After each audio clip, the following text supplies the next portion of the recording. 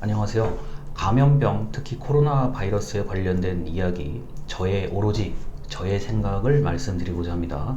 제가 얼마 전에 이제 감염병, 옛날에는 전염병이라고 표현을 했습니다만, 그게 워낙 이제 사람들에게 공포심을 좀 유발하다 보니까 정부에서 한 10년 전쯤에 전염병이라는 단어 대신에 감염병이라는 단어로 바꿨습니다. 자, 그래서 감염병 예방법 등 여러 가지 내용들이 있습니다. 그걸 이제 우연히 제가 공부를 좀 하고 다른 사람한테 이야기할 기회가 있다 보니까 우리나라의 감염병의 종류가 굉장히 많더라고요. 특히 지금 코로나 바이러스 같은 경우는 일종 감염병이죠. 일종 감염병이다 보니까 발견 즉시 보고하게 되어 있는 가장 강력한 형태의 감염병이라고 할 수 있습니다. 뭐 홍역, 수두, 성홍열, 장티푸스, 콜레라, 우리가 한 번쯤 들어봤을 만한 이야기들. 그리고 가장 많은 사망의 원인이 되는 게 제가 볼 때는 결핵입니다. 자, 이런 식으로 전염병, 자, 옛날 말 전염병, 현재 말 감염병에 대한 얘기를 유튜브를 통해서 하려고 하는데, 일단 정부의 지침을 다 준수해야 되는 거고요.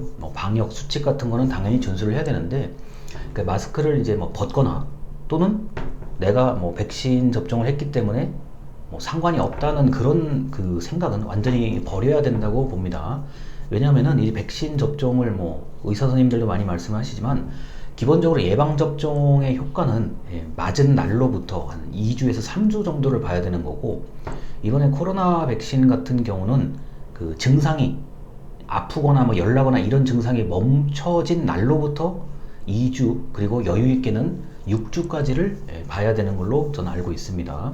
자, 그래서 그리고 이미 아시겠지만 예방접종을 받았더라도 또다시 감염되는, 이른바 감기 걸렸다고 걸렸다 나와서 안 걸리는 게 아니지 않습니까? 자, 그런 식으로 이른바 돌파 감염이 계속 나타날 거로 보고요.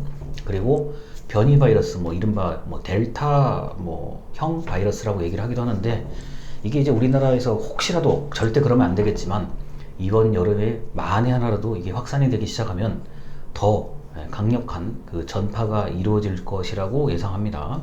그래서 저 역시도, 제가 의료인도 아니고 감염병 전문가도 아니지만 여러 가지 정보 그리고 과거의 통계를 종합해 봤을 때 굉장히 경각심을 가지고 완전히 코로나가 끝날 때까지, 코로나 종식이 될 때까지, 또는 코로나 바이러스가 일종의 유행처럼, 우리가 예전에 신종플루와 같은 유행처럼 매년 그런가 보다 하는 일종의 관리할 수 있는 수준의 감염병으로 이른바 풍토병처럼 된다고 하면, 그때쯤 됐을 때 마스크를 벗을 것을 저는 그렇게 하려고 합니다.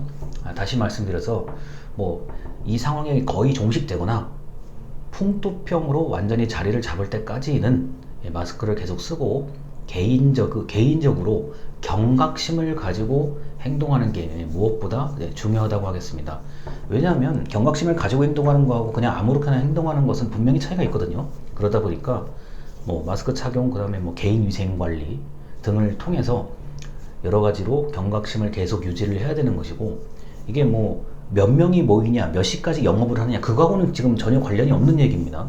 그거는 밤을 새고 뭘 하든, 아니면은 여러 사람이 모여서 또는 집에서라든가 어디서라든가 모여서 하는 거, 그것까지는 제가 말을 할 수가 없는데, 그런 상황이 온다고 하더라도 마스크를 쓰고 적당한 거리두기를 유지하고, 그 다음에 개인 위생 관리를 철저하게 하는 게 무엇보다도 중요합니다. 그리고 내가 좀 이상하다, 내가 갑자기 근육통, 발열, 또 때에 따라서는 몸에 심하게 멍이 들거나 또는 구토 증상이 있거나 어느 특정한 부분이 너무 아프다, 이렇게 되면은 빨리 주변에 얘기를 해서 약속, 행사, 일정 같은 것을 완전히 피할 수 있는, 스스로 회피해야 되는 그런 부분이 있습니다.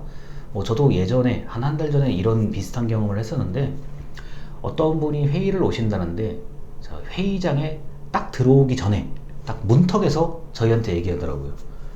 자녀의 짝, 그러니까 초등학교 자녀의 짝이 코로나 확진 판정을 받았는데, 본인의 자녀예요. 본인의 자녀가 이제 당연히 같이, 부모니까요, 같이 생활을 하니까, 자, 빨리 보건소에 가서 그 코로나 검사를 받아라라고 담임 선생님한테 연락을 받았다고 하죠. 자, 이 이야기를 한 10m 밖에서 문 딱 들어오기 전에, 회의장 들어오기 전에 그 어머님께서 아주 솔직하게 얘기를 하시더라고요. 그럼 어떻게 됩니까? 회의를 기다리고 있는 사람들 입장에서는 일단 그분이 정확하게 얘기한 것까지는 너무나 좋은 건데 혹시 지금 이 장소에 내가 또 잘못되지 않을까? 그런 당연히 불안감을 가질 수밖에 없죠.